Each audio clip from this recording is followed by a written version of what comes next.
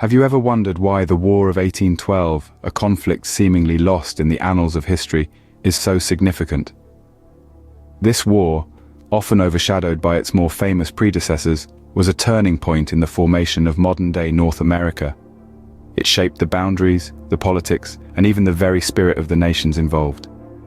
This isn't just a tale of battles and treaties, it's the story of a continent's destiny.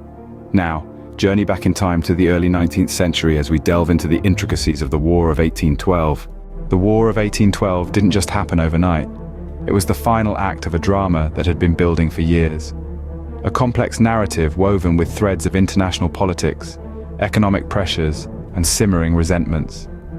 Let's rewind a bit to understand the factors leading up to the War of 1812. At this time, Britain was locked in a titanic struggle with Napoleon's France. The Royal Navy was the backbone of Britain's war effort, but it was always hungry for men. So they turned to a practice known as impressment, essentially kidnapping sailors from American ships and forcing them into service. This was not only a gross violation of personal freedom, but a blatant disregard for American sovereignty. Then there were the trade restrictions. Britain, in an attempt to strangle France economically, imposed a series of trade restrictions which greatly affected the United States. American merchants who once thrived on overseas trade found their livelihoods in jeopardy. These restrictions were seen as an act of economic warfare, a direct assault on America's prosperity. Lastly, we look to the western frontier, where British support for Native American tribes was a long-standing source of contention. The British supplied arms and ammunition to the tribes, who used them in a series of attacks against American frontier settlements. This was seen as a blatant attempt by the British to halt American westward expansion.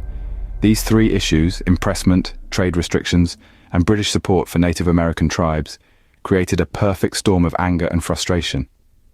Add to this a group of young, ambitious politicians known as the War Hawks, who were pushing for a more assertive stance against Britain, and the stage was set for conflict. Americans felt their rights as a sovereign nation were being trampled upon. Their honor, their livelihoods, and their very lives were at stake. The United States had proven it could fight for independence. Now it needed to prove it could defend it. These mounting tensions eventually boiled over, culminating in the declaration of war in 1812. With the declaration of war, the stage was set for some of the most notable battles and strategic maneuvers of the era. Let's begin with the Battle of Baltimore, a pivotal conflict that unfolded over 3 long days in September of 1814. The British, fresh off their victory in Washington, aimed their sights at Baltimore, a bustling seaport that was a vital hub for American commerce.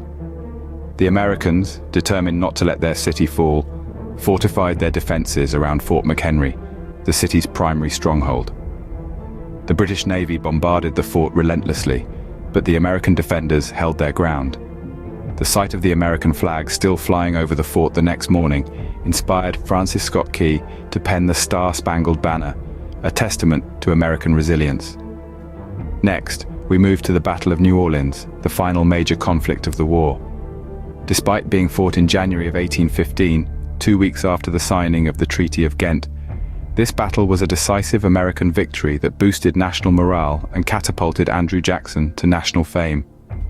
Jackson's strategy was simple, yet effective. He fortified his position behind a series of trenches and earthworks, turning the British Army's numerical advantage into a liability. The British, unable to break through Jackson's defenses, suffered heavy losses and were eventually forced to retreat. Now, let's step back a bit to August of 1814, to the burning of Washington, D.C., a dark chapter in American history. The British, seeking to demoralize the Americans, targeted their capital. The American forces, ill-prepared for the onslaught, were quickly overwhelmed, and the British set fire to multiple buildings, including the White House and the Capitol. However, this act of destruction only served to galvanize the American spirit. As for the strategies employed during the war, both sides had their unique approaches. The Americans, despite their smaller naval force, utilized privateers to disrupt British shipping and supply lines. On land, they relied on local militias and a strategy of defense in depth, where multiple layers of defenses were used to slow down and weaken the enemy. The British, on the other hand, relied on their superior naval power to enforce a blockade and cut off American trade.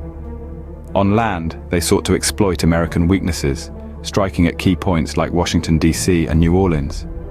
In the end, neither side could claim a clear victory. The Treaty of Ghent, signed in December of 1814, essentially restored the pre-war status quo. However, the war had lasting impacts on both nations. For the United States, it fostered a sense of national identity and demonstrated the country's ability to resist a major power. For the British, it marked a shift in focus towards their colonies in the East, setting the stage for the rise of the British Empire. These battles, filled with courage and brutality, forever changed the course of history. Every war has its heroes and villains, and the War of 1812 was no exception. In the annals of history, a few names stand out. Etched in the hard stone of time, their roles pivotal in shaping the course of the War of 1812. Among these names, the first that leaps to the forefront is that of the Shawnee leader, Tecumseh. A man of great charisma and military acumen, Tecumseh was instrumental in forging a Native American confederacy to resist American expansion into the Old Northwest. His vision of unity among Native American tribes was both inspiring and terrifying, depending on which side of the battle lines you stood. Unfortunately, his death at the Battle of the Thames marked a significant blow to the Confederacy he had strived so hard to build. Next, we turn our attention to Andrew Jackson, a figure who would later become the 7th President of the United States. Jackson's role in the War of 1812 was pivotal, with his victory at the Battle of New Orleans making him a national hero. A man of iron will and fiery temperament, Jackson's leadership was decisive in tilting the balance of the war. His tactics, blending traditional European methods with frontier guerrilla warfare, proved devastatingly effective against the British forces. Across the pond, in the camp of the British, we find Sir Isaac Brock, a name that resonates with respect and admiration. As a military commander, Brock was responsible for the capture of Detroit, a significant victory for the British.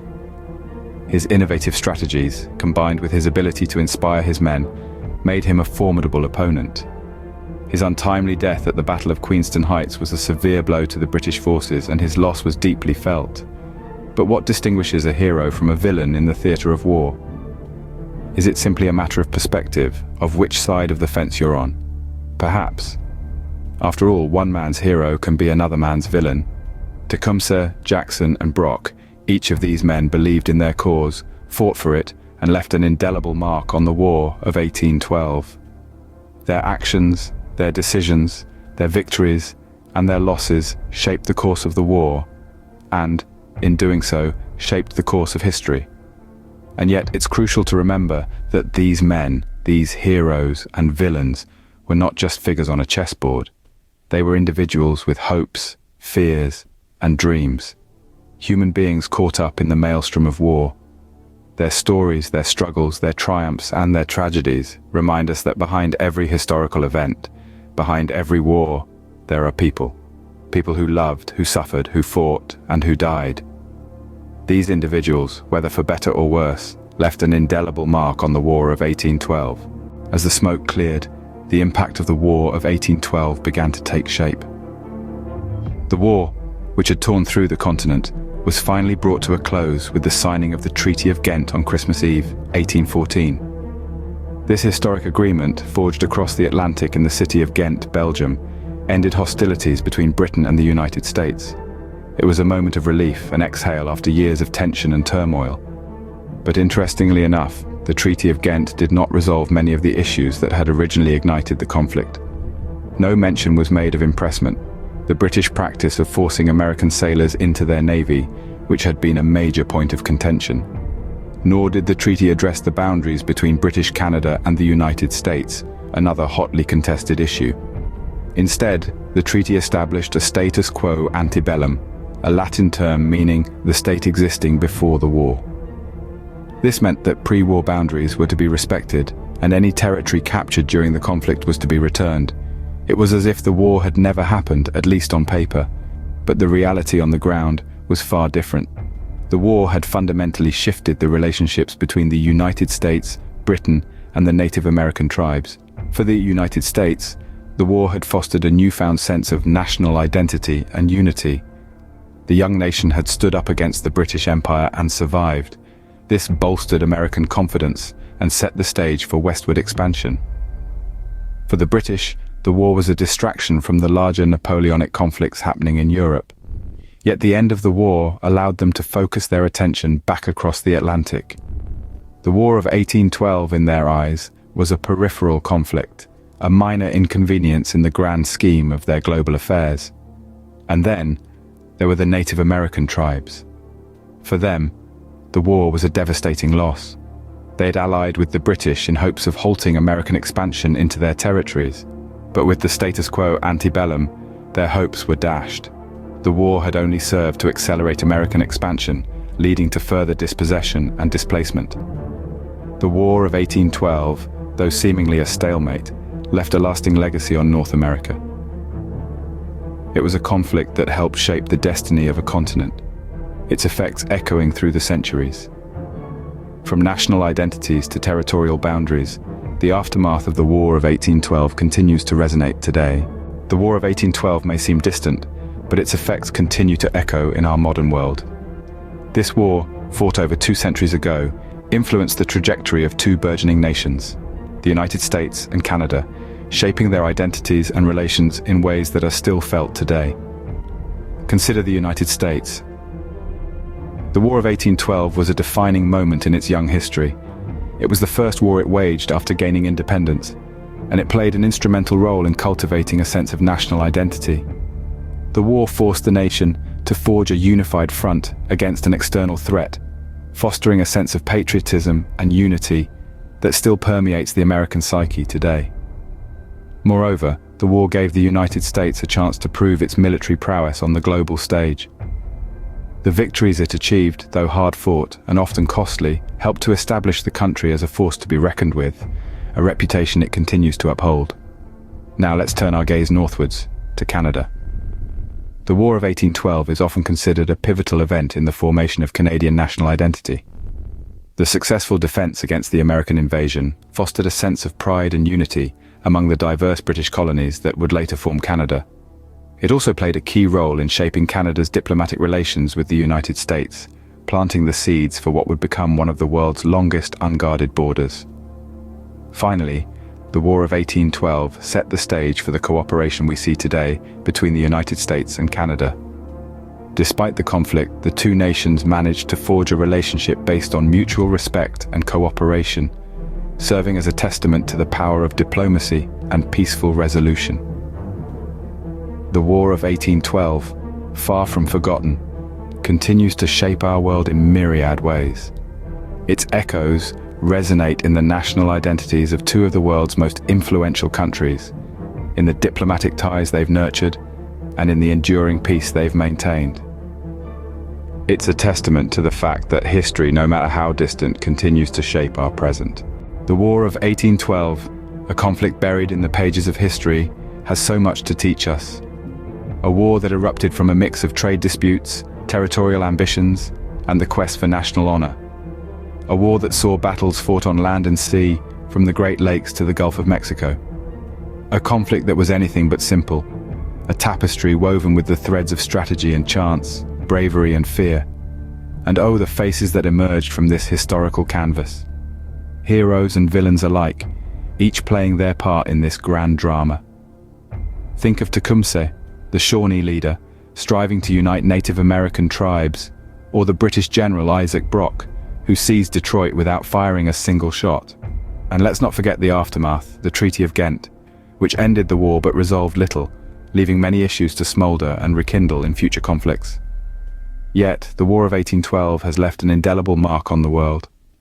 It shaped national identities, transformed military tactics, and even influenced the writing of a national anthem. It's a testament to the enduring power of history, its ability to reach across the centuries and touch us in the present day.